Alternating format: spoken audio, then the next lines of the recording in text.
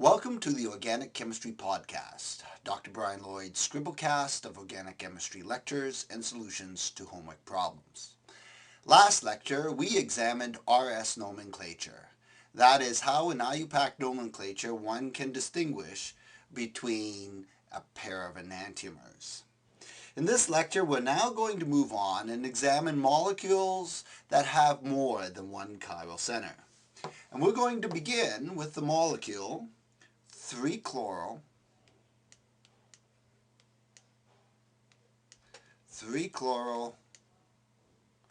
2-butanol, or butan-2-ol.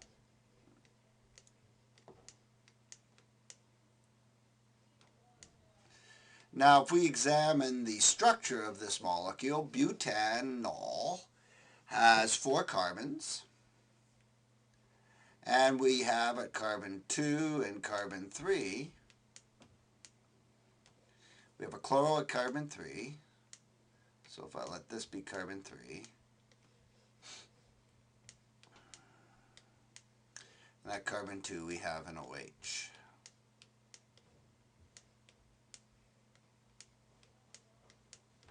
And then a methyl. So here's 3-chloral 2-butanol. Now let's determine how many chiral carbons are in this molecule. If we examine this molecule, to have a chiral carbon we must have 4 different groups around the carbon. The first carbon has 3 identical hydrogens, so it's obviously not chiral. This carbon, carbon number 3 with the chlorine, has an H, a methyl, a chloro, and this big organic group off of it. And so that's 4 different groups, so he's chiral. The carbon with the oxygen, the second carbon, the hydroxyl carbon, has a methyl off of it, an OH, an H, and a carbon chain bearing a chlorine. Now, those are 4 different groups. And then lastly, this methyl, carbon 1, has 3 hydrogens on them. So there are 2 chiral centers. Now, according to our rules for Fischer diagrams, every intersection point represents a chiral carbon. So I will draw this type of structure for the chiral carbon. Indeed, I'm going to start with the chloro at the top. So this is a CH3 of a chloro at the top chiral carbon and an H. And for this orientation, I'll put the H and the OH in the same way I've done the Cl. And then the bottom is a methyl. I can draw a mirror here, and if I do that, I'll have a Cl here, an HO here, a CH3, a CH3. And are there any other ways of arranging the chiral carbons? Well, in fact, there are. If I draw my CH3,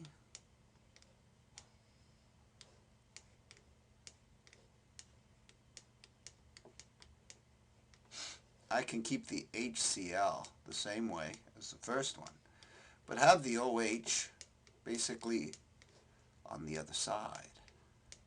If I draw its mirror image, I get a CH3.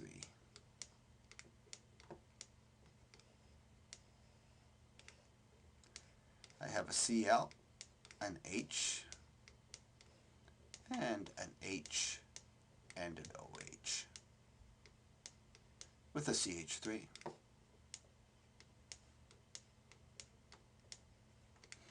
All right, let's label these 4 molecules A, B, C, and D.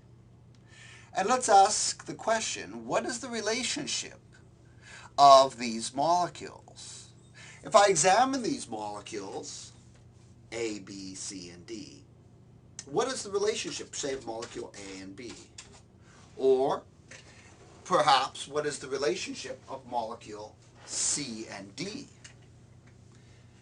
Well, if I look at molecule A and B, the first thing I note is they are stereoisomers. That is, If I take the first chiral carbon here, the one with the chlorine, it has an H, a Cl, CH3, a carbon with a hydroxyl, and a CH3. The other mirror image chiral carbon has the exact same groups around it. The chlorine, an H, a methyl, and a carbon that has a hydroxyl, CH3. And no matter which chiral carbon I pick, they have the same groups around each other. The only difference is the groups are arranged a different way. So they are stereoisomers, and there are mirror images. Are they superimposable? Well, you very easily can build a model containing two chiral centers, and you can attempt to superimpose them. If you do, you will find structures A and B are non-superimposable. So what do you call stereoisomers that are mirror images and non-superimposable? Well, A and B are enantiomers. They are enantiomers.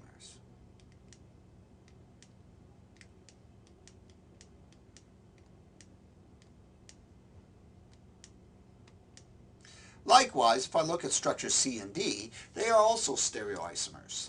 In fact, they're not just stereoisomers, but they're mirror images. And they will also prove to be non-superimposable if you attempt to build the models and try to superimpose them. And so they are also enantiomers.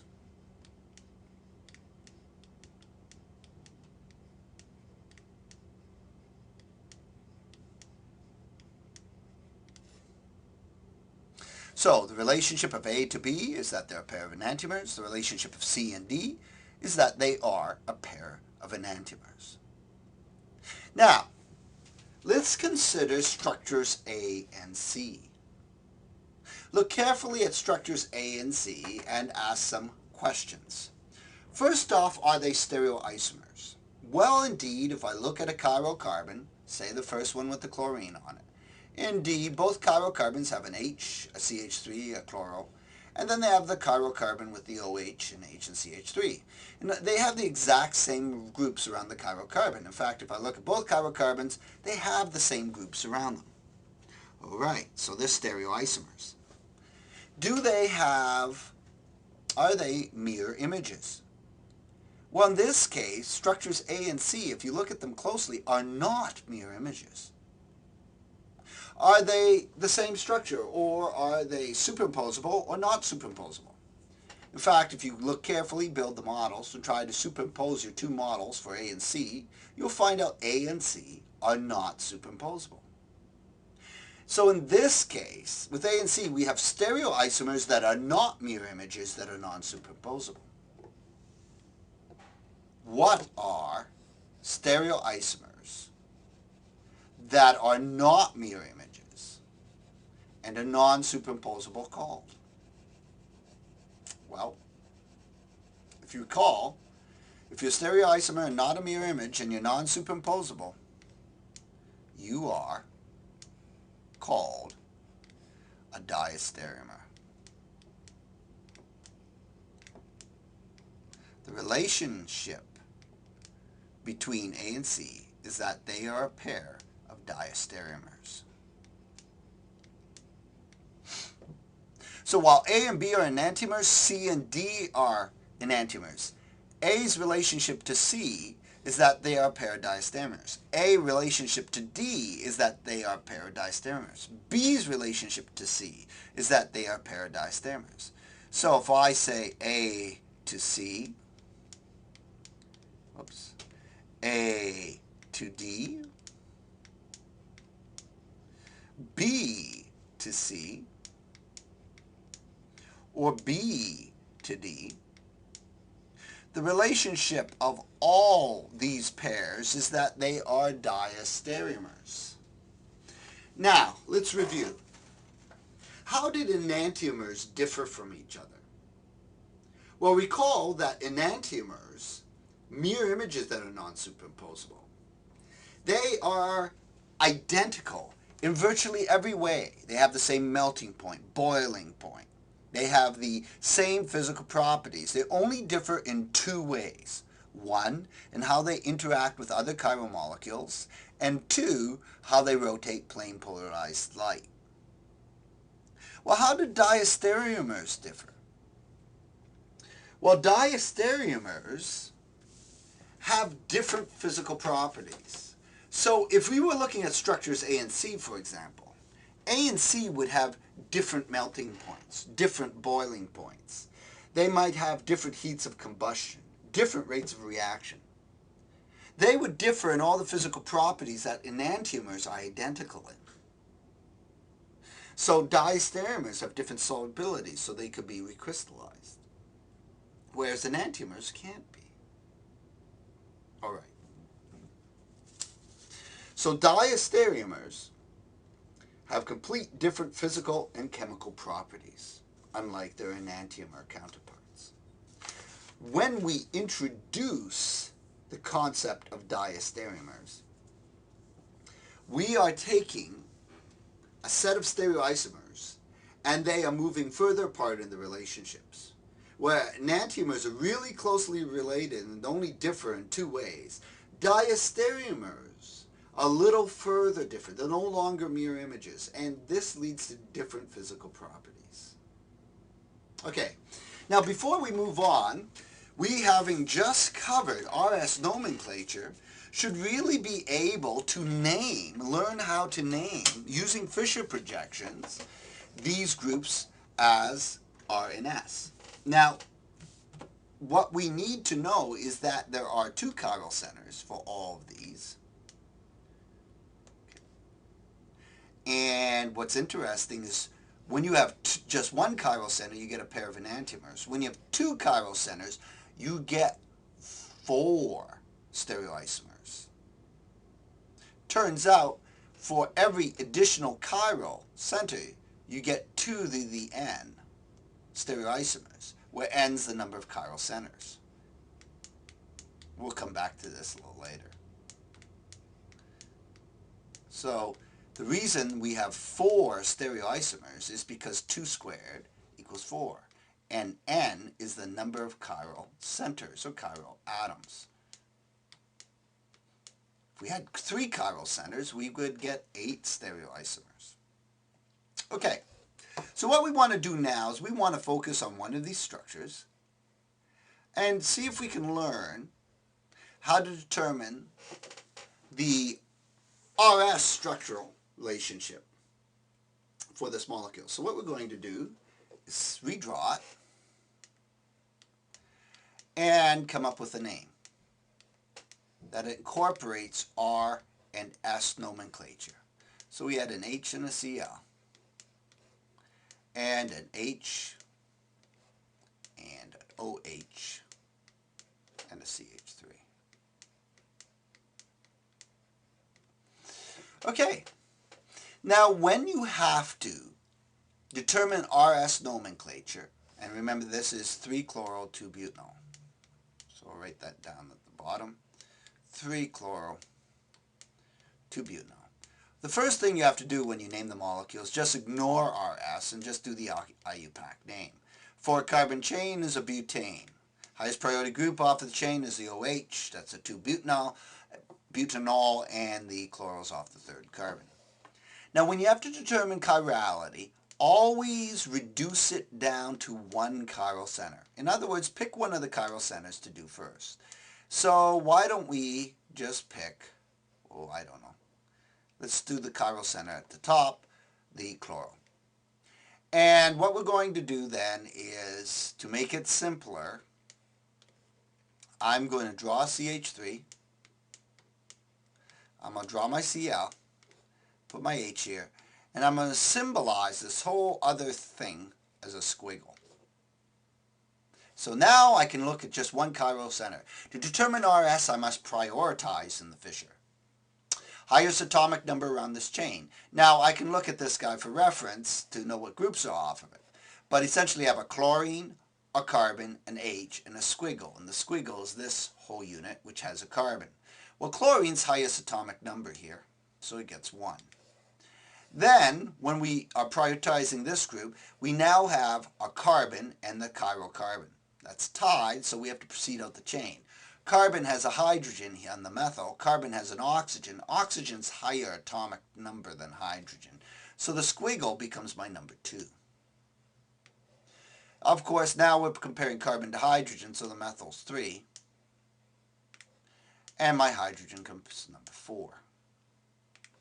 So now what we can do is we can do one interchange. And in order to determine the chiral center, whether it's R or S, we must get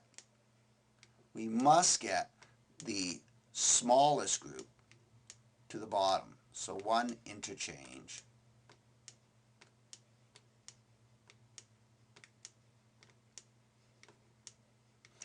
And so we're going to switch the H with the squiggle. So my squiggle's over here now, and the H is down here. And I've got the chlorine, and up on top I have a methyl. And so we can put on our numbers now. Chlorine's 1, the squiggle's 2, the methyl's 3. Number 4 is at the bottom. The next rule for this is to draw an arc from 1 to 2 to the 3, and you ignore number 4 when you do this. So I draw my arc from 1 to 2 to the 3.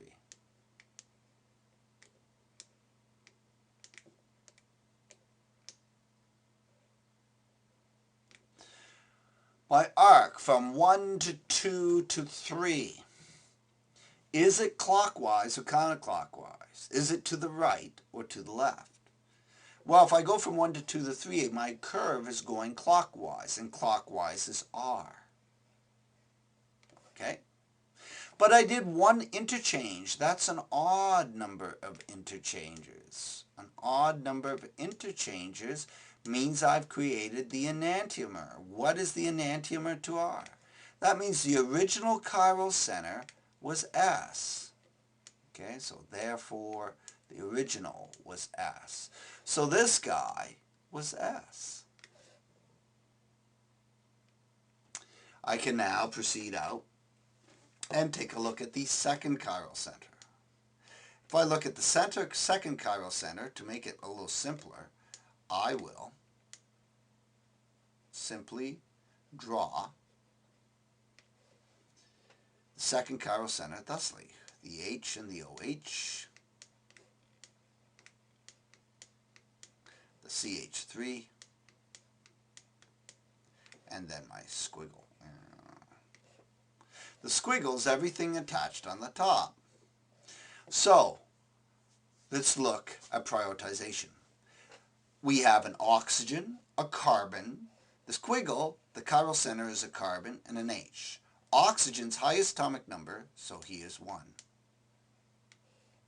Next, we have a carbon and a carbon. The carbon off the methyl has an H off of it. The carbon off of this side chain has a chlorine. Chlorine's higher atomic number than H, so my squiggle is 2. Next, I have a carbon versus a hydrogen, so the methyl's 3, the hydrogen is 4. According to my rules, I must do one interchange. The interchange, or switch, allows me to get the lowest priority group to the bottom in the Fischer.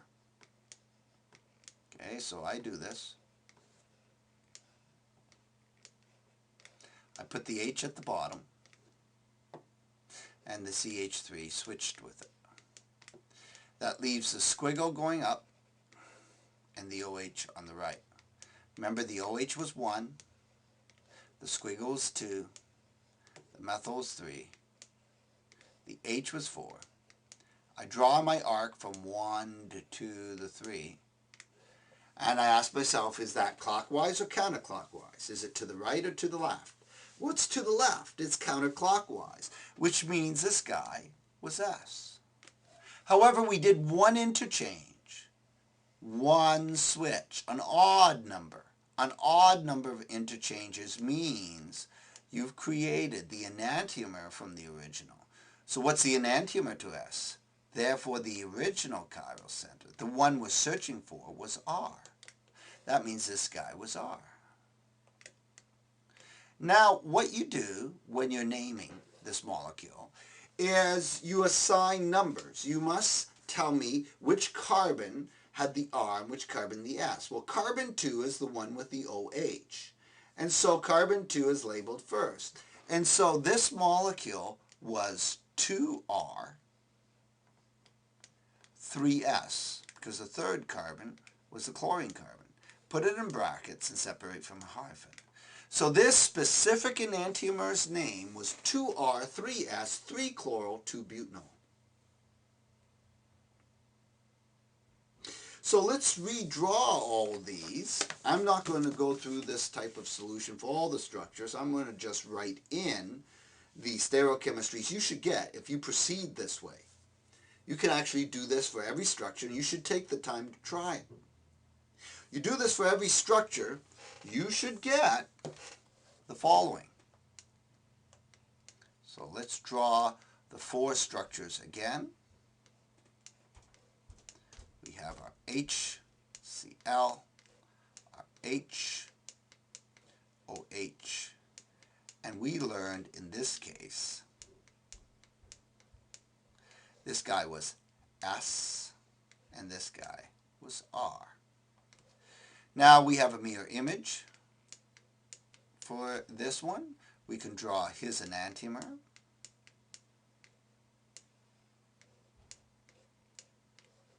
We have the OH, the H, HCl. So draw these again. Okay, over here the diastereomer to A, CH3, HCl, OH, H, CH3. Put a mirror and draw the mirror image of that guy.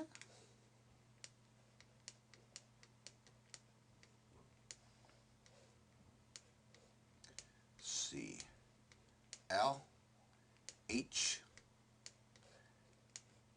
H, OH, and the CH3 right here. Okay, so let's ask a simple question. Ooh, didn't draw the mirror image for this guy. Sorry, let's fix that. There, I think we're correct now. Okay.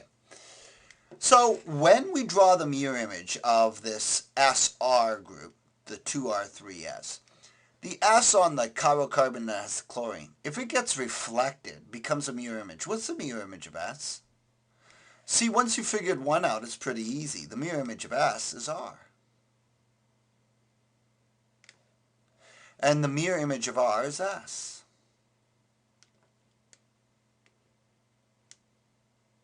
So if A was 2R, 3S, then B must be 2S, 3R.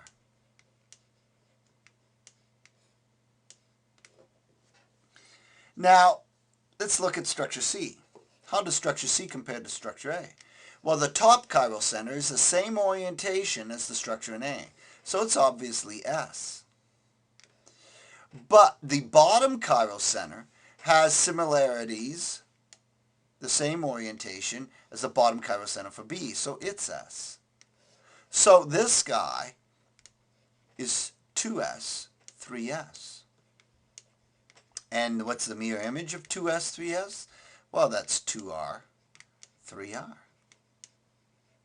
And so once you've actually found one chiral center, do you have to do the generation from the Fischers as we did previously for every structure? Well, obviously not.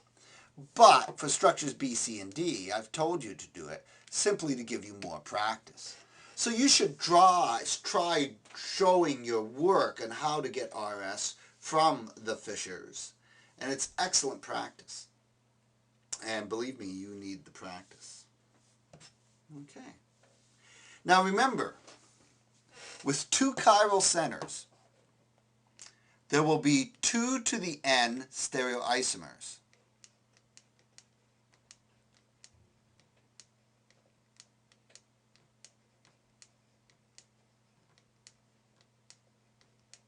where n, of course, equals the number of chiral centers. So 2 squared is 4. How many pairs of enantiomers are there? Well, it's 2 to the n divided by 2. Or 2 squared is 4 divided by 2 is 2 pairs of enantiomers.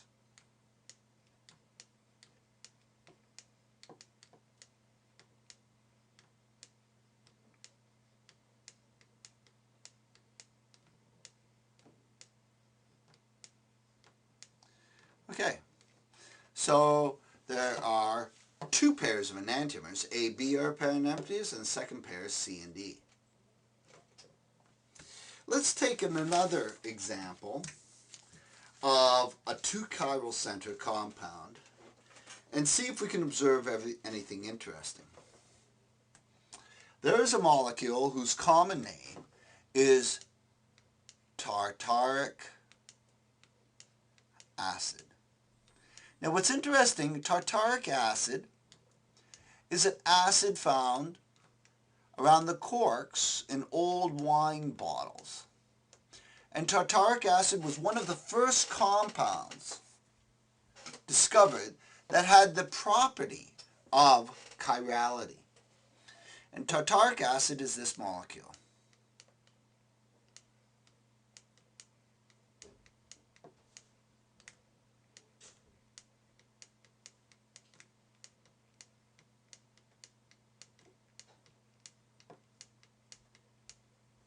It's a dicarboxylic acid, and it has 2 OHs, one here and one here.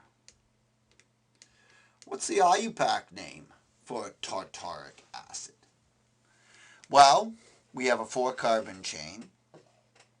Okay, a 4-carbon chain is a butane. When there's 2 carboxylic acids, well, 1 carboxylic would be butanoic acid, 2 will be butane dioic acid. And then we've got 1, 2, 3, 2,3 dihydroxy. See if I can fit this in here.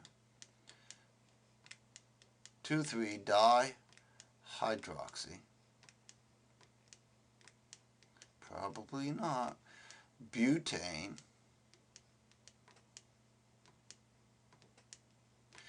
Dioic. Well, almost. Acid. Acid is a separate word. So the IUPAC name for tartaric is this 2,3-dihydroxy butane dioic acid. All right. Let's try drawing, if we can, drawing the stereoisomers. Remember we have, let's look for chiral centers. The carbon with the CO2H, the carboxylic acid, does that have 4 different groups around it? Well, there's only 3 atoms bound to it, so it's not chiral. The other CO2H is also not chiral. Let's look at this carbon right here. This carbon has an OH, an H, a carboxylic acid, and then a CHOH, carboxylic acid. Well, that's different groups, so it's chiral. If we look at the other end, it is also chiral. All right.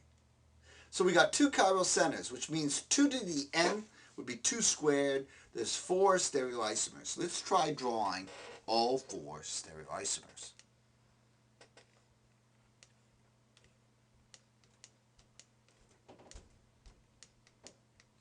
So we'll start this time alternating them. And I'm going to just write CO2H for the carboxylic acid groups. If I put a mirror here, CO2H,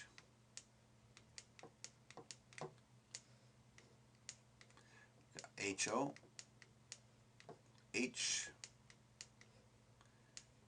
H, OH. And we have CO2H. So we have 2 chiral centers. Let's label these E and F.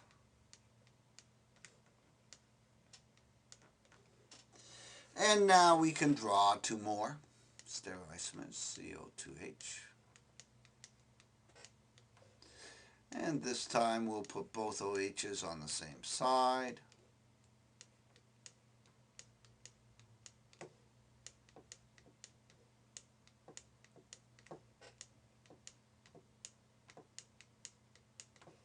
And draw a mirror of that one.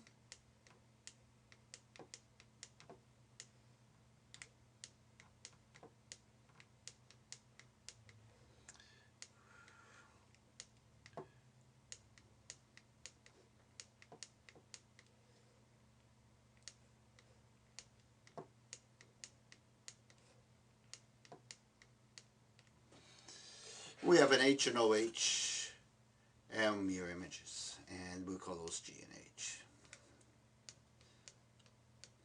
Well, what is the relationship between structures E and F? Once again, we have mirror images. Are they stereoisomers?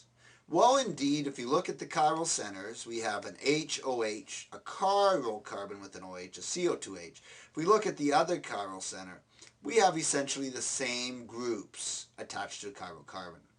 Look at the second chiral carbon, compare them, and indeed, once again, you've got the same groups. So they are stereoisomers. They're mirror images. Now, what I'd like you to do is build a model of those two and take a look. And you can pause the video while you do this. So pause the video right now and build a model and see if these two mirror images are superimposable. If you have done that, you will quickly see they are not superimposable. And so E and F are pair enantiomers.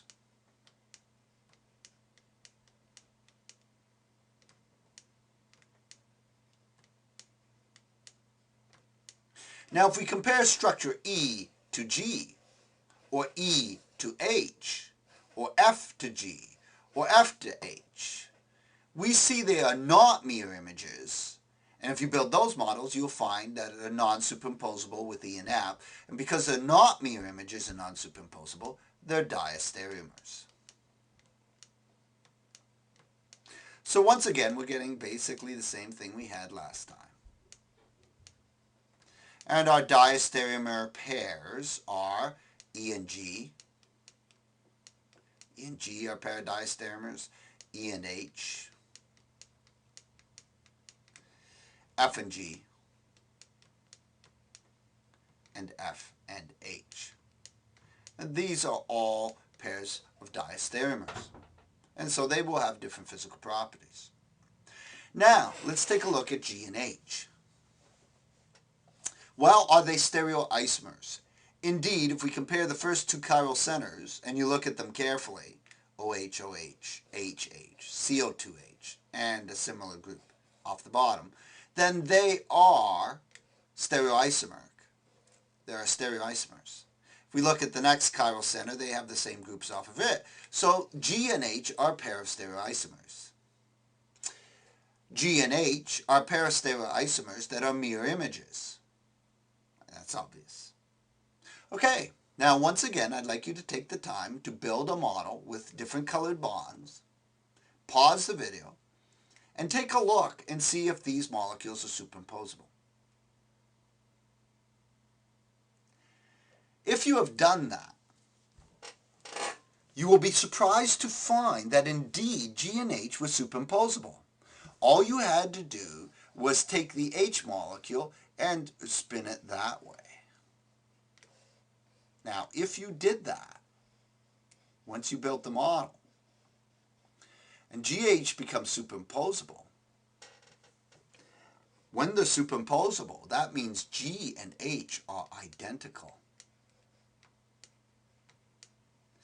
But this is strange. Hold on, they have chiral centers. They're mirror images. How can they be identical? Well, they're identical because the molecule has an internal mirror plane.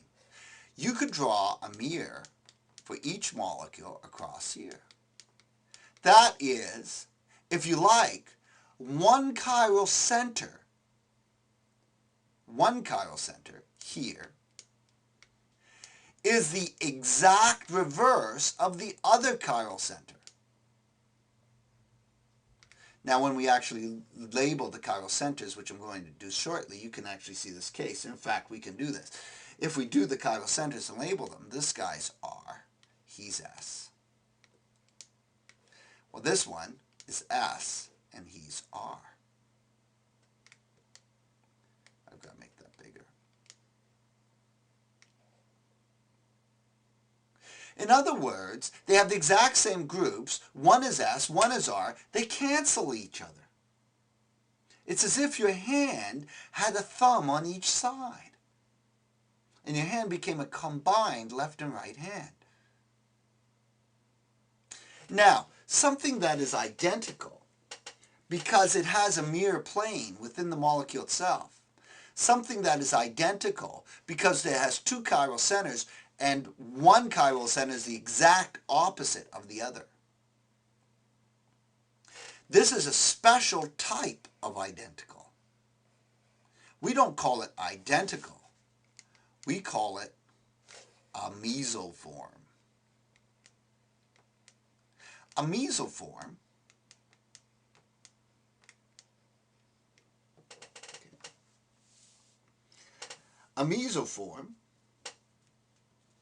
is a molecule that is essentially achiral because the chiral center cancels, the two chiral centers cancel each other out. A mesoform is optically inactive. It doesn't rotate light.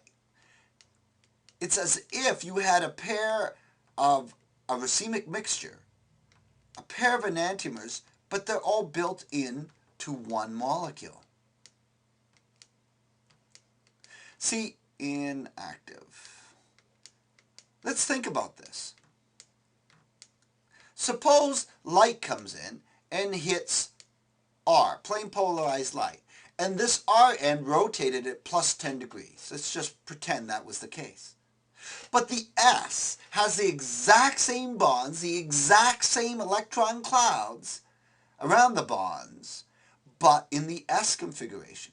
So whatever caused the rotation of the light in the R end now is reversed by the S. And so when the light leaves, if it was rotated one way, it's been rotated the same amount back. The net rotation is 0.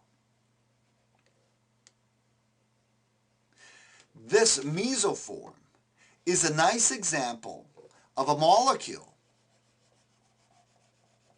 Mesoform is an example of a molecule that has chiral centers, but is achiral as a molecule.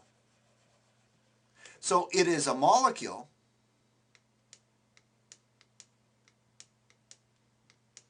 that is achiral, even though it has chiral centers. That chirality cancels. So now when you're describing the relationship, E and F were enantiomers. E to G were diastereomers. F to G were diastereomers. E to H were diastereomers. F to H was diastereomers. But G and H were a mesoform. And you will get this mesoform whenever you have two chiral centers where at both ends of the molecule, every group that comes off the molecule is identical. There's two H's. There's an H and an H. There's an OH and OH, and there's a CO2H, CO2H. Notice in the first structure, that is the 3-chloro-2-butanol, the presence of the OH and a chlorine destroyed that symmetry. They weren't perfectly identical. And without that symmetry in the molecule, you're not going to have a mesoform. Okay.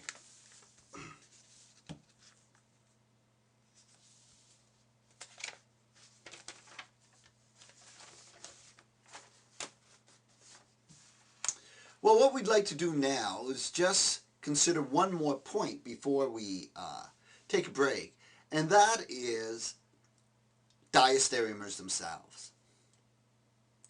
Diastereomers, we learned, have different physical properties. Because they have different physical properties, we could recrystallize structures E and G and separate them by recrystallization.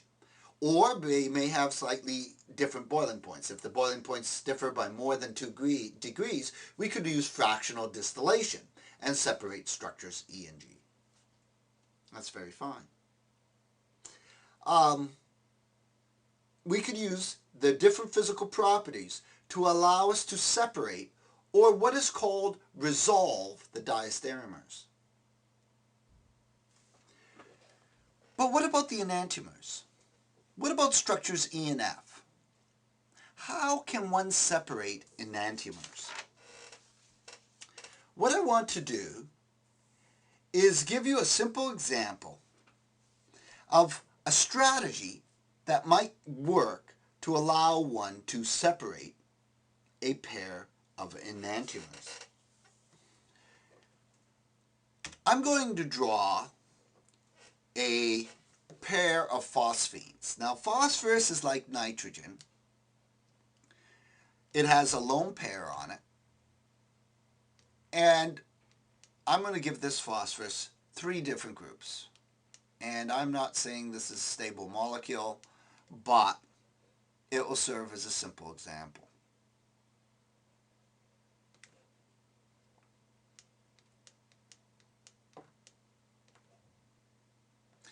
And we've got CH2, CH3. Now, I'm going to draw its mirror image, and then we're going to just talk about this molecule for a second. So, here's its mirror image.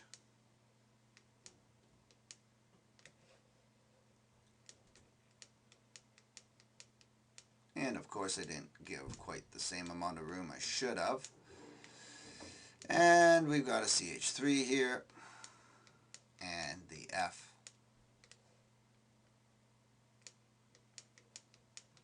Now, let's address one issue, the lone pair. For this example, I'm going to assume that the lone pair of phosphorus can't do the inversion we talked about previously for the amine. Remember in the amine, the lone pair the nitrogen could rehybridize to sp squared, the lone pair goes in a 2p orbital, and then the whole group could invert, and you could turn into the enantiomer. Well, for the sake of phosphorus, we're going to assume that this doesn't occur at room temperature enough, and that you could actually keep separate phosphenes. Now, even if that's not the case, then let's assume that we lower the temperature enough so such inversion would not happen. We're going to start out with a racemic mixture. So we have equal amounts of this. How could we separate these two? Let's say we've lowered temperature enough so that inversion's not occurring. This is a racemic mixture, we want to separate them. But they're a pair of enantiomers. They're non-superimposable mirror images. And enantiomers have all the same physical properties. They only differ in 2 ways. One is how they interact with other chiral molecules.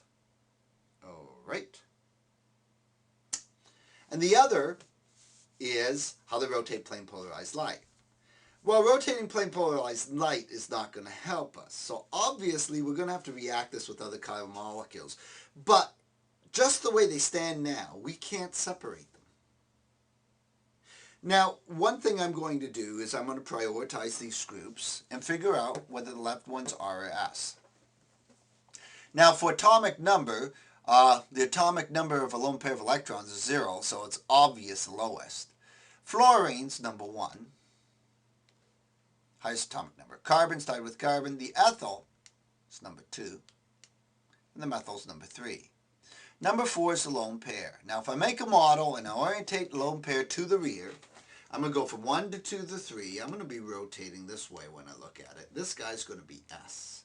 So this is my S enantiomer. This is my R. All right.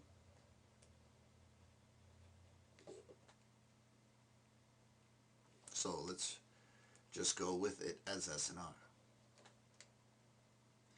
Now, I am going to assume that we can find a material that will react with the lone pair. And this material is a pure enantiomer. Where does this pure enantiomer come from, you say? Well, pure enantiomer, I'm going to call it R. no, let's call it X because we've got a stereochemistry about it. Pure enantiomer X. Pure enantiomer X. Pure enantiomer X. I'm going to say he has chirality R. And pure enantiomer X is isolated from biological systems. It turns out that biology is very good at producing pure enantiomers. And you can extract often pure enantiomers from biological systems. And so this is compound X from some biological system which has a stereochemistry of R. And X likes reacting with lone pairs. So if I do a reaction on my racemic mixture with X, who has stereochemistry R, I will get X bound to P, and I'll have an F. And I'm going to assume that X does not change the prioritization on P. It probably would, but to keep this a simple problem, we're going to just assume it doesn't. Okay, something less than carbon. Maybe it's like boron or something. And so what I've got now is P is going to stay S, and I've attached to it an XR. When it reacts with this one, I've got X bound to P. Fluorine's over here. The CH3 is here. And then I have a CH2 and a CH3. The X, of course, was pure R. This P, this other enantiomer that's in racemic mixture, was R. So what we have is one enantiomer now has become RS, and the other enantiomer reacted with X to make RR. Now let me ask you a question. What is the enantiomer to RS? Well, if we were mirror imaging RS, we get SR. And if we're mirror imaging RR, we get SS. So notice that by putting the X on, we've taken two enantiomers, and they've changed now. RS is not the mirror image of RR. Can't be. What's the relationship of RS to RR? Well, if they're not enantiomers, they must be diastereomers. We've created a pair of diastereomers. And diastereomers have different physical properties. And once you have different physical properties, you've made diastereomers, you can separate them. So now these two can be separated by some technique. They can be recrystallized, and they can be put in separate Erlenmeyer flasks. Okay? So you can recrystallize them, and you can get them both in separate Erlenmeyer flasks. Once you've recrystallized them or distilled them or do whatever separation technique, because they have different physical properties, all that remains is to chop X off, to remove the X group. If the X group is removable then, once you've isolated the enantiomer, it's in a separate container. And therefore, you've separated your two enantiomers by changing them to diastereomers, by reaction with a chiral compound. We're going to use this strategy in a very specific example later on. We'll do that in our next Scribblecast. I'm Dr. Brian Lloyd, and this is my Scribblecast lecture. I hope it's been useful.